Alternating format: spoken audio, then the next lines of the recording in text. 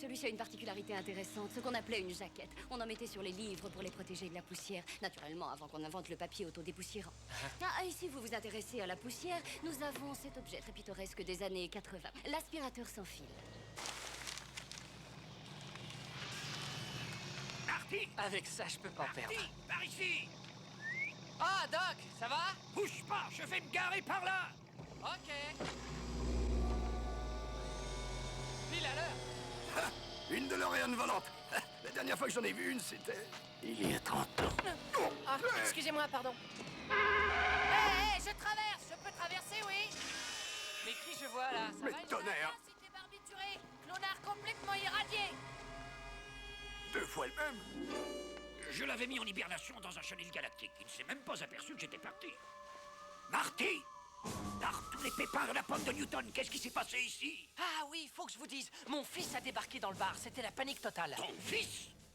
Nom de Zeus! Le somno-inducteur, c'est bien ce que je craignais. Comme je m'en suis servi pour Jennifer, il n'était plus assez puissant pour endormir ton fils 1 heure entière. Faites voir. Doc, regardez ça. Le titre change.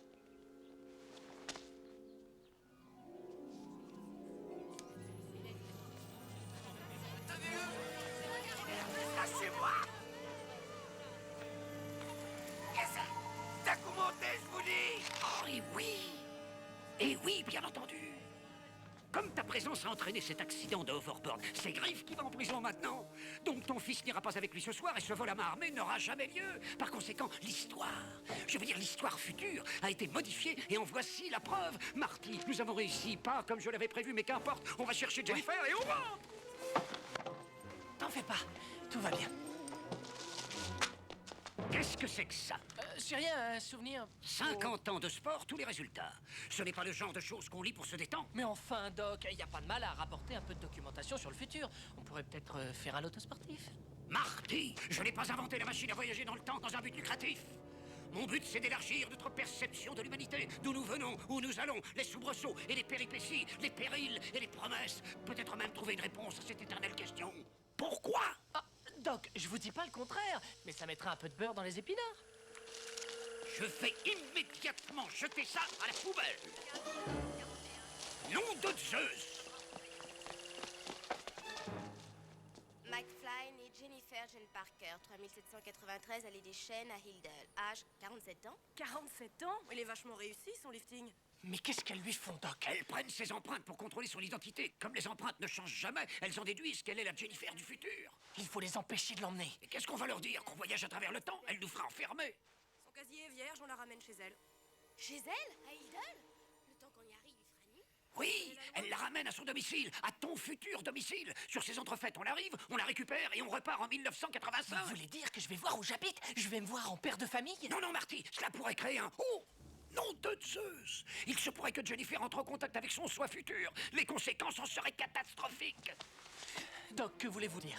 J'entrevois 2 possibilités. Primo, se trouver nez à nez avec elle-même, plus vieille de 30 ans, la traumatiserait et elle tomberait dans les pommes. Secondo, cette rencontre créerait un paradoxe temporel dont l'issue engendrerait une réaction en chaîne qui pourrait déchirer le tissu même du continuum espace-temps, provoquant la destruction totale de l'univers.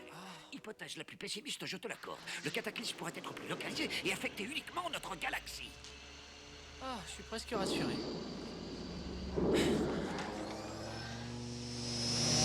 En route, j'espère qu'on va la trouver avant qu'elle ne se trouve elle-même. Oh, il y a des bouchons sur le stratosphérique. Ça va nous prendre des heures pour y aller. Et ça reste ici. Je n'ai pas inventé la machine à voyager dans le temps pour gagner au jeu. Je l'ai inventée pour voyager dans le temps. Oui, non, je sais, Doc.